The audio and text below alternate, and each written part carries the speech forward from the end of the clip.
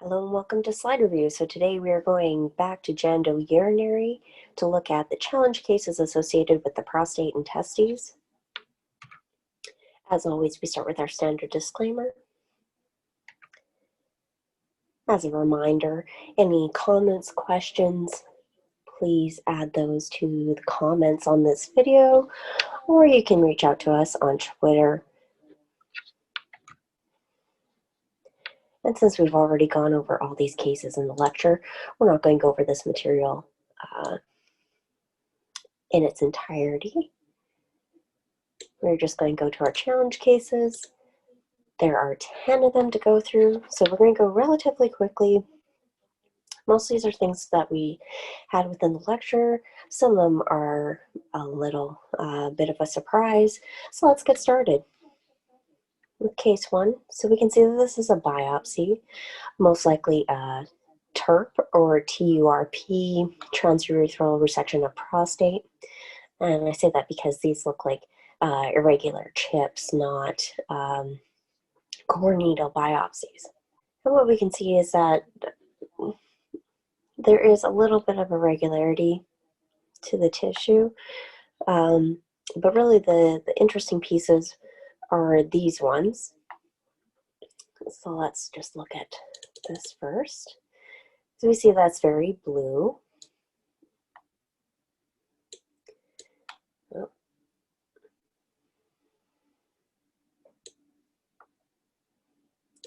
And if we go to high power,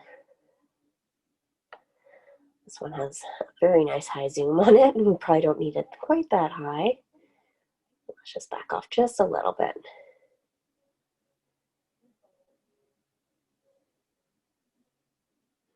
So what we can see is that there's a lot of lymphocytes. We have some epithelioid histiocytes, which I guess maybe I should zoom in on those for you to see. But these are our larger cells.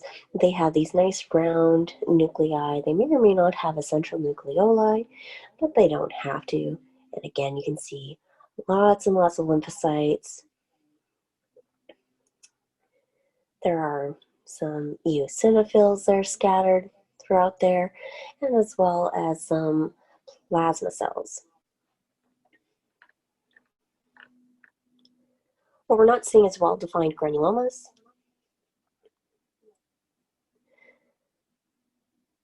I don't believe I appreciated any giant cells. And if we go to the other large piece that was a little more blue on low power,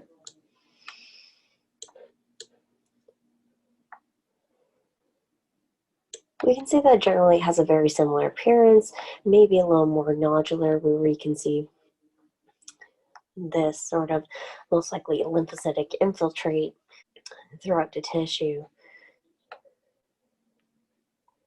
And again, if we just go on a little higher power to see what we have, we notice that again we have this chronic lymphocytic infiltrate. There are still some epithelioid histiocytes, which are the larger cells. And there's also a good amount of eosinophils sprinkled throughout the lesion. You will see some scattered neutrophils, but they really are not that prominent. And there's also a good amount of plasma cells. And again, what we see is that there's rimming around periductal as well as periglandular areas. There was one nice area of epithelioid histiocytes that I annotated, so let's just go to that annotation.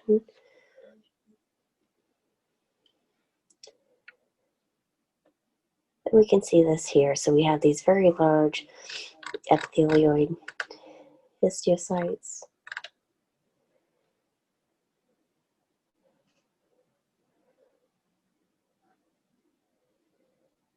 And again, just really nice round nuclei. They're relatively bland looking. Lots of eosinophils and this mixed inflammatory infiltrate. And I think I had one more annotation, right? Just to kind of show this nice area where you can really see how it's surrounding the tissues. It's not really destroying the glands and tubules themselves. It's just kind of going around them, creating this brim. So what we have here is a non-specific granulomatous prostatitis. Now, I know this is something that wasn't included in the lecture, so just to talk a little bit about them, I think we can, okay, it just wants to stick around there. There's an NIH prostatitis classification that's separated into 4 different classes. Granulomatous prostatitis is not within these 4 classifications.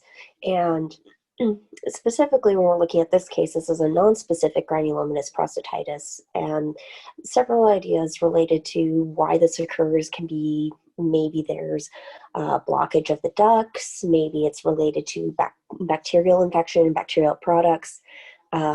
There is a school of thought that's looking at, is this related to urine reflux? And also some talk about, is this an autoimmune-based disease? Because HLA-DR15 can induce a T-cell response against secretion proteins, in particular prostate-specific antigen, or PSA. So lots of different reasons as to why this can occur. Obviously, we don't know exactly what causes this. As a whole, granulomatous prostatitis is seen in less than 1% of prostate biopsies and specimens, okay, so extremely rare, and most of those are going to be this non-specific granulomatous prostatitis, so what we're seeing in this case. Again, wide range of ages, but most of them are going to be between 50 and 70 years old, and there is low predominance of cases where you can see this after patients have had BCG treatment. And again, BCG is intravesical chemotherapy related to prostate cancer. And this non-specific granulomatous prostatitis is really only associated with a little over 1% of those patients. So again, extremely rare. Patients will mostly complain of irritative type symptoms. When they're voiding, they may complain of things like fever, or they may be entirely asymptomatic, but most of them will have those irritative type voiding symptoms. The vast majority of them, about 85%, will have increased serum PSA, whereas this is seen in less than half of cases of other granulomatous prostatitis.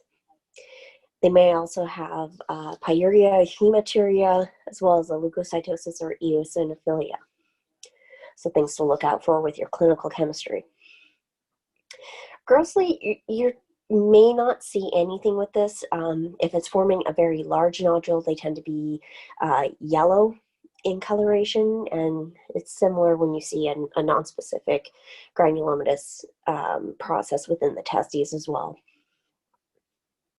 As we were talking about, you're going to see these relatively expansile nodular infiltrates. Rarely you can see discrete granuloma formation. Predominantly going to consist of epithelioid histiocytes, lymphocytes, plasma cells, neutrophils, and you may or may not see eosinophils. This case is nice because it has a lot of eosinophils. You can also, again, appreciate how you can have this periglandular or periductal inflammation, and you may or may not see dilated or ruptured ducts and acini.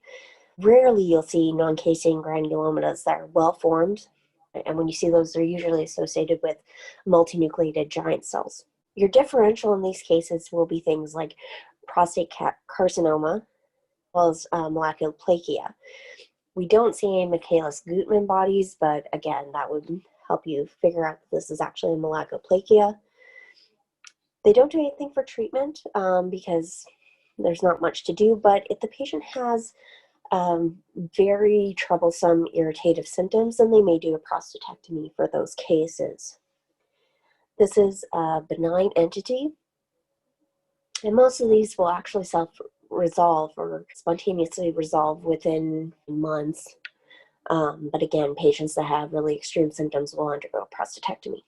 So that is case 1, non-specific granulomatous prostatitis. Case 2, So again, we see that this is most likely a TURP or TURP specimen. We have these irregular prostate chips. And unlike the previous case, we can see that they're relatively busy. There's a lot of glandular activity going on. Obviously thinking about things like BPH, is this an epithelial hyperplasia? But there are two things I really wanted to point out in this case. The first one being this area up here, because it looks extremely different from the rest of the case, right? Everything else looks relatively open, fairly pale, and we have this one area here that is blue.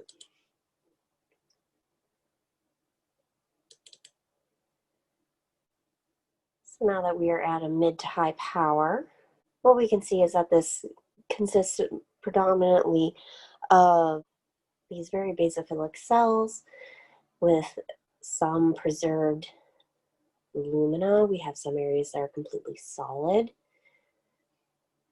And hopefully if you've looked through the lecture or watched the lecture video, you know that what we're looking at here is basal cell hyperplasia.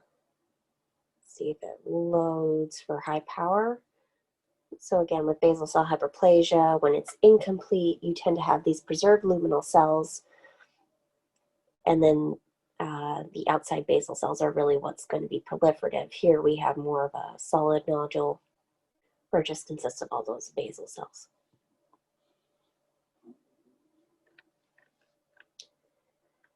Basal cell hyperplasia occurs frequently with BPH and adenosis, so it's always something to keep in the back of your mind, because when you're at low power and you see these small gland-like areas, what you can be thinking of is, am I actually looking at a prostate carcinoma? Let's just zoom out a bit.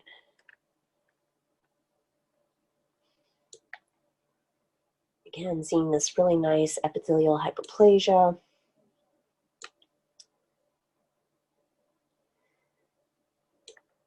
And this is the other area that I really wanted to highlight.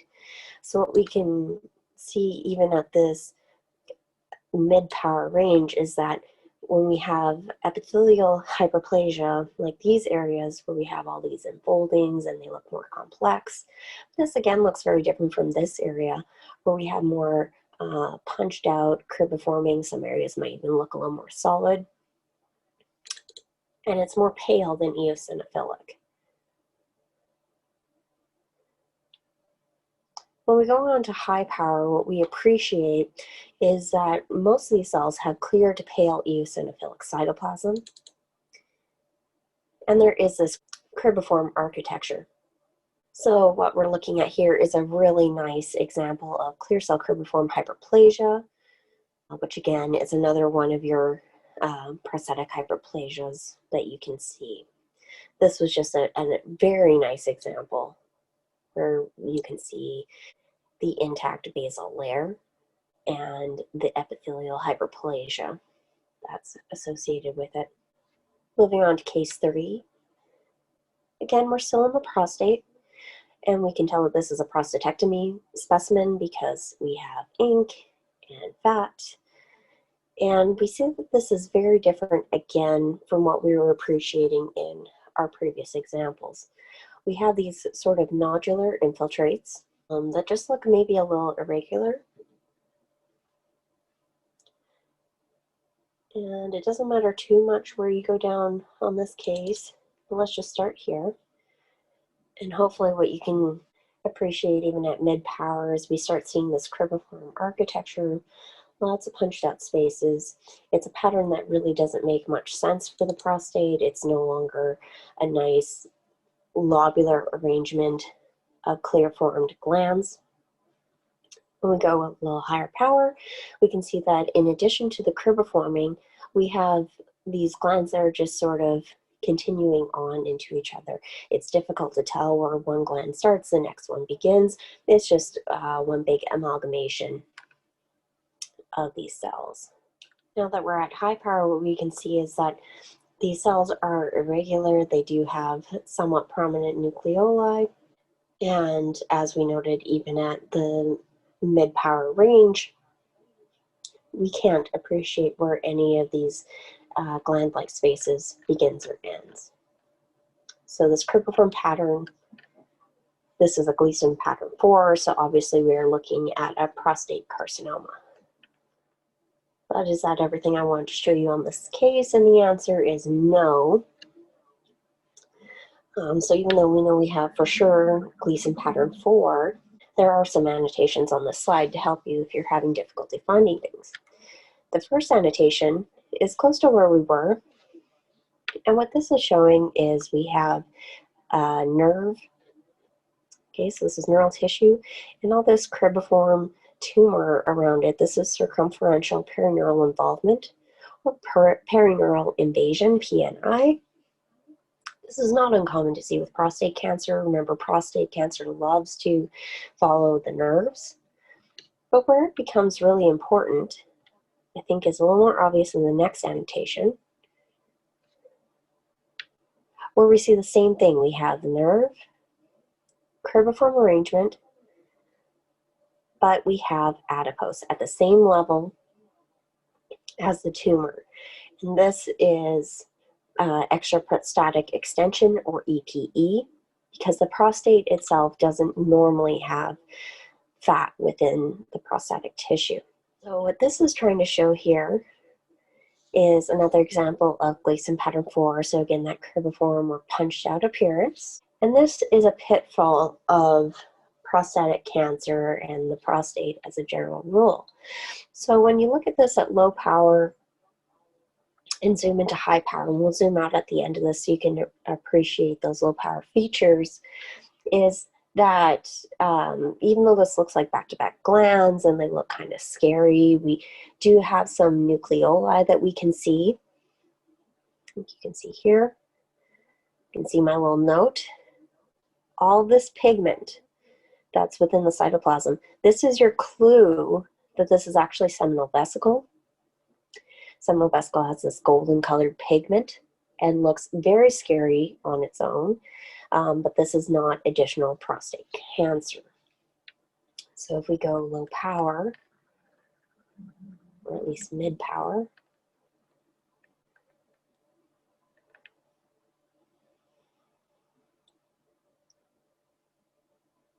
hopefully you can appreciate that over here we have this first area that we looked at with all that cribriform Gleason pattern 4, and this is your seminal vesicle. So at low power, it really can mimic prostate cancer because you can see here how it's not completely lobular. So that's something to keep in mind, and that pigment is really what can save you from overhauling cancer. So this would be prostate adenocarcinoma, Gleason pattern 4+3. There is some 3. Did I annotate it? I did. Okay, so a little bit of 3. These smaller, better formed glands, maybe a little 4 with some of this, but there's a little bit of 3. So I would call this Gleason pattern 4+3 with extraprostatic extension, and 4+3 puts you in the Gleason grade group 3. So remember, those Gleason grade groups are better at indicating overall prognosis for the patients than just the Gleason pattern itself. Moving on to case 4. So again, we have all this fat, and what we see here in the tissue is relatively haphazard arrangement. The area to really focus on is in here, which is annotated, but we'll go down and take a look at it. So again, you have loss of the lobular arrangement. It's just kind of going wherever it wants. And what you can see is that while most of these are relatively well-formed small glands, we don't appreciate that dual layer. There's no obvious basal layer. We do see some retraction, and retraction artifact is something that you can see with prostate cancer, but it is non-specific. If you go even higher power, you can appreciate that the cytoplasm is relatively foamy or fluffy rather than just solid amphiphilic cytoplasm that we associate most often with prostate carcinoma. So this prostate cancer was in this area, and it was mostly Gleason pattern 3. So Gleason pattern 3+3. But what about all these other areas? Because these don't look normal as well, right? Well, if we go higher power on these areas, I think this is a good area to illustrate this point, is that we still have this retained dual layer. You might not be able to look at everything and be like, oh, that's a basal cell, that's a luminal cell. But this is looking very different from what we saw in our previous case. So this is a pitfall, again, in the prostate, is that these are more atrophic glands. And the atrophy could be related to the treatment this patient has had, because that foamy cytoplasm, that's a treatment effect that we can see sometimes. And not only that, but these relatively well-formed glands have a little more of an angulated appearance to them, and the cells themselves are relatively small. So again, features that can help you determine, is this atrophy versus true carcinoma. So your annotations for this is showing you the Gleason pattern 3. There is one where we look at the foamy appearance of the cytoplasm. So again, this is your treatment effect. And this area is just showing you background atrophy. So all those darker areas are more of your background atrophy. Case 5. So this is one that I go back and forth a little bit on. And if any case is going to be up for discussion, it's probably going to be this case. So what we can see is that we have very much a loss of sense of lobular architecture. It's mostly retained over here, so we probably have some component of BPH and adenosis. But if we focus on these areas, all this blue really pops out at you. And immediately what catches our eye is we have these glandular arrangements that really don't make much sense. We have a lot of cribriforming, right? These punched out areas. And then we have areas like this, which this is chemotonecrosis. And the definition of chemotonecrosis is when you have necrosis that is involving greater than 50% of your gland. So this is obviously quite prominent here. And chemotonecrosis is a Gleason pattern 5. So all this cribriform stuff, this is pattern 4. We have pattern 5. There really is a lot of 4. So as you spend some time on this case going around, remember that we want to establish which is the most prominent pattern, the second most prominent pattern, and if you have a tertiary pattern. And what makes it difficult with cases like this is that we get a single slide. So you're not sure what the rest of the case looks like. If this is all we have, and we go into areas like this, the problem becomes cells like this, where they look like single cells. We don't exactly have a sheet formation, but it looks like malignant cells just sort of percolating in between a lot of pattern 4, probably some pattern 3. And quantifying this can be very difficult. It can become difficult to determine, is this maybe pattern 4 that's a little tangential versus pattern 5? There is enough of these cells that look like they're kind of on their own, like these guys, where I do think that some of this is pattern 5. But this is a case that honestly I've spent quite a bit of time looking at, and I still kind of go back and forth a little bit myself. And anytime that you really want to call pattern 5, I think it's a good idea to show your colleagues and get their opinion on if they agree that's pattern 5 and if they agree on percentages. For this case in particular, I think it is predominantly pattern 4 on this slide. There is a good amount of pattern 3. We have stuff like this. This is pattern 3, right? We have single, relatively well-formed glands.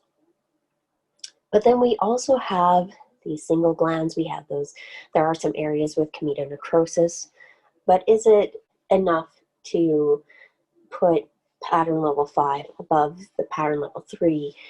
Certainly not enough to put above pattern level 4. So at this point, I feel most comfortable calling this Gleason 4+3 +5. I think there's enough 5 to call it tertiary. And that would put this in Gleason grade group 3 again, like we saw on a previous case. But mentioning that there is that tertiary pattern of 5, I think is helpful to the clinicians as well as the patient to determine overall prognosis, and maybe it would open the patient up to more clinical trials. Again, there are a couple annotations on the slide. So that nice area of chemotonecrosis, as well as these areas where we have these single cells. And I do think they're real, but there's just not a whole heck of a lot of it. And again, this is something that you'd probably want to show a colleague. So leaving the prostate, we're going to move on to testicular lesions for the rest of the cases. This is case 6, and we can see here our very blue region. It looks like we maybe have some septae or semblance of septae. So let's just go down and take a look at it. And at high power, we can see that within these areas that are septae, we have a lot of lymphocytes within them. And our malignant cells have relatively well-defined cell borders. They have this ample, clear to slightly eosinophilic cytoplasm in some of them. We do not see overlap between adjacent nuclei. They can be side by side, and that's okay. We don't see areas of hemorrhage. Maybe there's a little bit of necrosis, but that's really focal. It's not extensive. Hemorrhage and necrosis are rarely extensive in this lesion, but this is very classic morphology where we have these solid nests separated by these septae that are filled with lymphocytes. So this is a classic seminoma. For stains, your PLAP, OC34, Podoplan and Salfor, CKIT, lots of things that you can use to determine seminoma, but with morphology this good, that helps you a good portion of the way. Moving on to case 7. So this looks more similar to maybe some of the prostate lesions that we've seen. This is a very blue nodular arrangement with areas of hemorrhage. It's difficult to make out at this power if we have areas of old hemorrhage or if these are scarred in areas. Let's just go down to one of these blue areas. And in contrast to what we were seeing before with the seminoma, what we have here is a somewhat pleomorphic lesion with very amphiphilic cytoplasm. So amphiphilic meaning that it's more purple. Another difference from seminoma is that our cell borders, or cell membranes, sorry, are somewhat more indistinct. They were more well defined in the seminoma than they are in this tumor.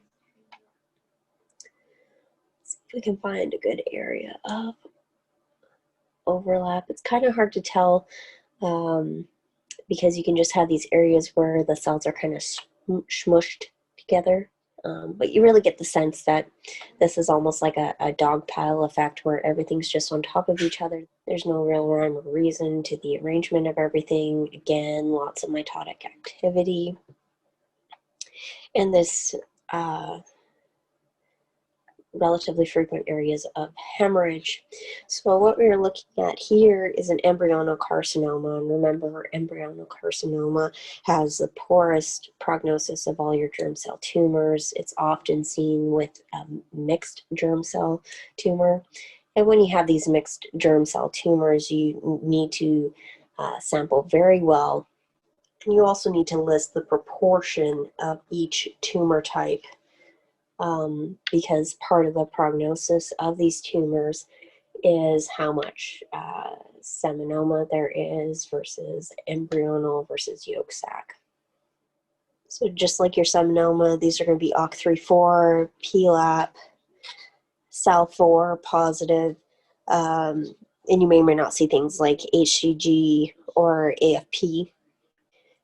HCG and AFP should both be negative in seminoma, so that's something that can help you. Case 8. So staining overall is relatively pale, but hopefully you can appreciate that it looks like pretty much this entire section is likely our lesion. So let's just go down, look at a few areas, and see what this looks like on high power. So again, a little different from what we've seen from both tumors in the testis today. We have somewhat indistinct cell borders. There is some degree of pleomorphism, but it's not too high. The cells are not overlapping each other. There's some space between them. And again, maybe more reticular or microcystic in these areas. And really, if you spend time going through this tumor, what you're going to see is that regardless of where you go, it looks relatively similar. Some of the architecture will change, but the cells themselves look very similar.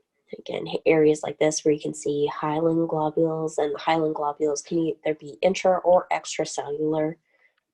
We do have areas like this where we have these papillary type projections that maybe would make you think of Schiller-Duval bodies. I would maybe hold off on that a little bit, simply because we don't have a true fibrovascular core here that we can appreciate.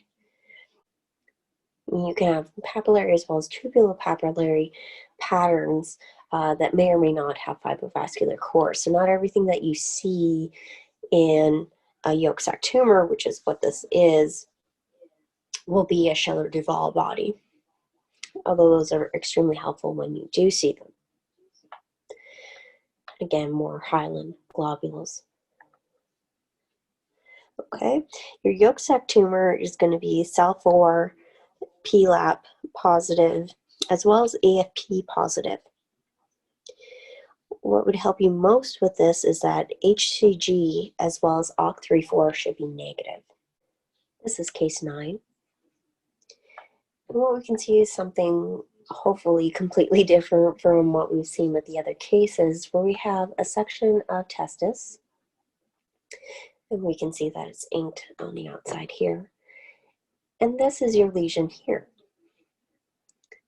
So if we go in, what we can appreciate is that there is a lot of keratin.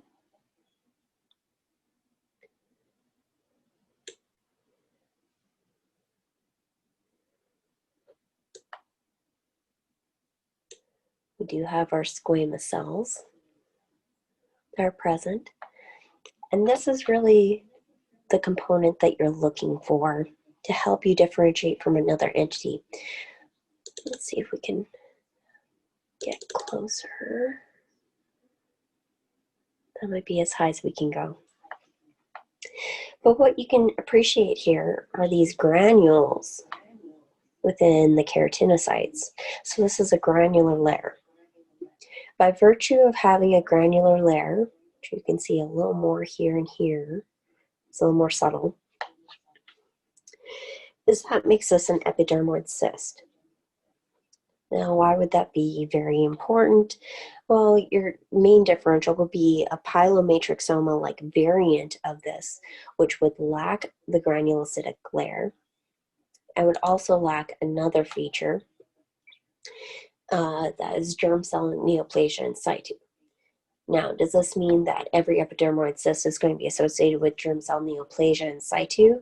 And the answer is no, but you should not find GCNIS if you have a pilomatrixoma-like variant.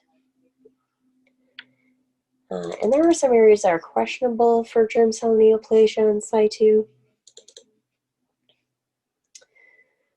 which again is something that's within your handout. So we do have areas that do have normal spermatogenesis, but there are some areas that have these more enlarged cells with clear cytoplasm. They're located towards the periphery. And that's one of the things that you're really looking for germ cell neoplasia in situ. Now, by definition, they should be large atypical cells with prominent nucleoli. Unfortunately, though, these areas are generally the same size as other cells, and we can't appreciate nucleoli. But it is something to keep in the back of your mind. And what you could do if you were worried that this was germ cell neoplasia in situ is that you could try an OCT34, which will stain those neoplastic cells. And moving on to our last case. So this is case 10. And if you didn't know that you were in the testes, it might be difficult to determine that. There's no real normal preserved architecture here. We just see this relatively diffuse effacement with these areas that maybe represent tubules. It's kind of hard to tell, so let's just go on higher power. We'll start with like these darker blue areas. And what we see are a lot of lymphocytic cells, but they're large. Here we have more normal lymphocytes. So we have these large cells that have more open chromatin. Unfortunately, I don't think we can go any higher. Since that's one of the things that you really appreciate on HemePath is they like having their 100x under that oil immersion to really appreciate nuclear features. So we'll just have to do with what we have here. Maybe we have a nucleus that is cleaved. We have lots of mitotic activity. Here we have a multi-lobated cell that's very atypical. Another one here. So if you had to toss your hat into the ring and you wanted to gamble on what this is without stains, since as is the nature with a lot of these cases, we don't necessarily have associated stains that we can look at with them, the most likely thing, since we're obviously going to be in the lymphoma category with all these atypical lymphocytic looking cells, is a diffuse large B-cell lymphoma. And remember, that is going to account for 70 to 90% of these cases. So that's better than a coin toss. And realistically, this is what you're going to see with a diffuse large B-cell lymphoma is these sheets of cells. The nuclei will have variable morphology, as we've talked about, whether it's non-cleaved, cleaved. You can have multi-lobated. You can have cells that also look like immunoblasts. And really, this is just going to face the normal architecture. If we go to these areas that maybe look like they were tubules at one point, and that's what they are. So we can see that there are all these neoplastic lymphocytic cells around. And where the tubules were, most of that has been eaten away. So you don't have this really nicely preserved seminiferous tubule. You kind of have this vague shadow of where it once was. And we can see the spermatocytic cells in here as well. So for your stain, since you'd want to take a look at that, remember your diffuse large B-cell lymphoma is a non-germinal center B-cell large cell lymphoma. So these would be like MUM1 positive, your CD10 should be negative, BCL6 should be negative, and things like your B-cell markers like CD20 should be positive. One of the nice things about the diffuse large B-cell lymphoma, which you can kind of make out up here, is that onion skinning appearance where it has these concentric layers of lymphoid cells around the seminiferous tubules. Kind of make it out around here as well. And if you did a reticulin stain, this would really highlight that. So that's what we have for you this week. Here's the list of what we were thinking on everything. If you had different thoughts on things, I'd be happy to hear that. Be sure to check out the lecture slides as well as the handout. There's a lot of extra things in the handout this week. And let us know what you think. So if you like this video, please hit like. If you aren't subscribed to us, hit the subscribe button that should be up on the screen so you can be notified when we have new content out. And we will see you next week with another slide review.